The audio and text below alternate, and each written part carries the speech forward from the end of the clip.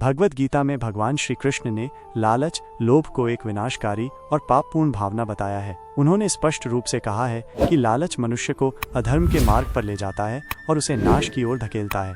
लालच के कारण व्यक्ति के भीतर वासना, क्रोध और अन्य नकारात्मक भावनाएं उत्पन्न होती हैं, जो अंततः उसके पतन का कारण बनती हैं।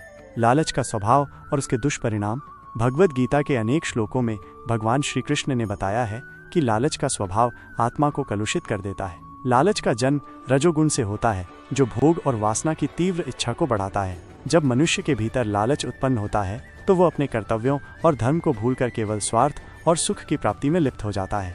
श्लोक अध्याय 3 श्लोक 37 काम एष क्रोध एष रजोगुण समुद्भवः महाशनो महापाप्मा विद्धेनमिह वैरिणम। अर्थ, भगवान श्री कृष्ण ने कहा, ये काम और क्रोध रजोगुण से उत्पन्न होते हैं। यह अत्यंत भोगी और महान पापी है। इसे इस संसार में अपना सबसे बड़ा शत्रु समझो। तात्पर्य, लालच भी काम और क्रोध की तरह रजोगुण का ही परिणाम है। जब व्यक्ति किसी वस्तु या सुख की तीव्र इच्छा करता है तो वो उसे पाने के लिए अनैतिक कार्य करने से भी नहीं चूकता।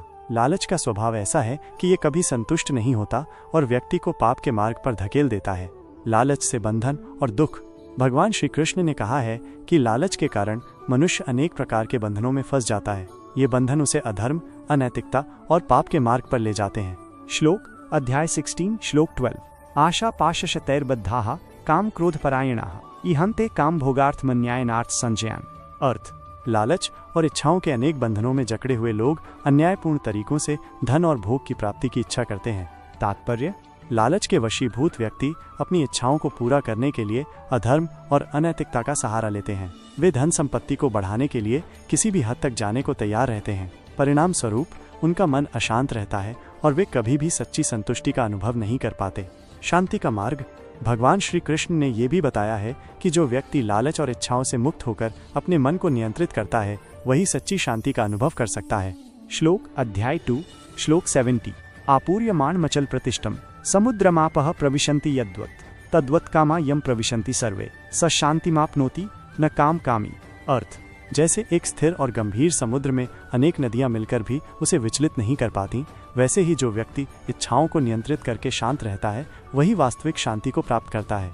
तात्पर्य, लालच को छोड़कर संतोष और आत्मसंयम का मार्ग अपनाने से ही मनुष्य को सच्ची शांति प्राप्त होती है। इच्छाओं में डूबा हुआ व्यक्ति कभी शांति का अनुभव नहीं कर सकता। लालच से मुक्ति के उपाय। 1. आत्मसंयम का विकास करें। अपनी इच्छाओं और वासनाओं को नियंत्रित करने का प्रयास करें। ध्यान और योग का अभ्यास करें ताकि मन को वश में रखा जा सके। 2. संतोष का महत्व समझें। जो कुछ आपके पास है उसमें संतुष्ट रहने का अभ्यास करें। भौतिक सुख सुविधाओं की तुलना में आत्मिक संतोष को अधिक महत्व दें। 3. धार्मिक और नैतिक मार्ग पर चलें। धर्म, सत्य और न्याय के मार्ग पर चलते हुए जीवन को सादगी और पवित्रता से व्यतीत करें। अनैतिक कार्यों से दूर रहें और सेवा और दान को जीवन का हिस्सा बनाएं। 4. कर्मयोग का पालन करें। अपने कर्तव्यों का पालन निस्वार्थ भाव से करें। फल की इच्छा न रखते हुए कार्य करते रहें। निष्कर्ष, भगवान श्री कृष्ण का उपदेश स्पष्ट रूप से बताता है कि लालच का परिणाम हमेशा दुख और विनाश ही होता है। लालच न केवल मनुष्य को पाप की ओर ले जाता है, बल्कि उसे मानसिक अशांति और असंतोष का शिकार भी बनाता है। इसलिए भगवान ने लालच का त्याग कर संतोष और आत्मसंयम का मार्ग अपनाने का निर्देश दिया है। जो व्यक्ति इच्छाओं से मुक्त होकर धर्म का पालन करता है, वही सच्चे अर्थों में शांति और सुख का अनुभव कर सकता है।